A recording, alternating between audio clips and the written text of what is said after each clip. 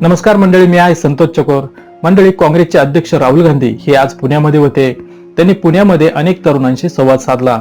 या कार्यक्रमाचे सूत्रसंचालन मराठीमधील प्रसिद्ध अभिनेता सुबोध भावे आणि आर.जे. मलिष्का या दोघांनी केलं होतं. यामध्ये सुबोध भावे यांनी राहुल गांधी यांची मुलाखतही घेतली. यामध्ये राहुल गांधी यांना सुबोध भावेंनी अनेक प्रश्न विचारले. राहुल गांधी यांनी अनेक प्रश्नांची उत्तरे दिली. या मुलाखतीच्या सुरुवातीला सुबोध भावे यांनी अगोदर स्वतःची ओळख करून दिली. त्यांनी सांगितलं की ते एक अभिनेता आहेत आणि अनेक बायोपिक चित्रपटांमध्ये त्यांनी काम केलं आहे. या मुलाखतीमध्ये सुबोध भावे असंही म्हटले की लोक मला म्हणतात की तुम्ही राहुल गांधी यांच्यासारखे दिसतात. म्हणजेच सुबोध भावे हे राहुल गांधी यांच्यासारखे दिसतात आणि त्यामुळेच माझा पुढचा चित्रपट म्हणजेच बायोपिक चित्रपट हा राहुल गांधी यांच्यावरती असेल.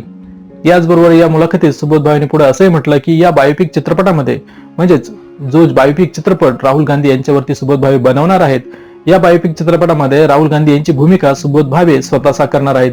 त्याचबरोबर या चित्रपटाचं दिग्दर्शन हे सुद्धा स्वतः सुबोध भावे करणार आहेत, असं सुबोध भावे यांनी या मुलाखतीमध्ये म्हटलं.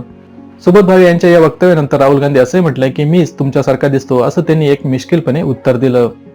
या सर्व चर्चेनंतर आणि राहुल गांधी यांच्याबद्दल जाणून घेतल्यानंतर सुबोध भावे यांनी असंही म्हटलं की मी राहुल गांधी यांच्याबरोबर चर्चा केल्यानंतर मी त्यांचा फॅन झालो आहे. सुबोध भावे यांना राहुल गांधी यांच्याबरोबर बघून अनेकांनी अशी चर्चा सुरू केली होती की कदाचित सुबोध भावे हे काँग्रेसमध्ये जाणार, ते राजकारणात उतरणार अशी चर्चा होती. पण काँग्रेसने असं जाहीर केलं आहे की हा कार्यक्रम राजकीय कार्यक्रम नव्हता, तर राहुल गांधी हे तरुणांशी संवाद साधण्यासाठी येथे आले होते आणि त्यामुळेच या कार्यक्रमाचं सूत्रसंचालन सुबोध भावे आणि आर.जे. मलिष्का यांनी केलं होतं. त्यामुळेच आता या सर्व चर्चांना पूर्णविराम भेटला आहे. म्हणजेच याचा अर्थ सुबोध भावे सध्या तरी राजकारणात जाणार नाहीये. तर मंडळी, ही होती सुबोध भावे आणि राहुल गांधी यांच्या मुलाखतीविषयी थोडक्यात माहिती. धन्यवाद.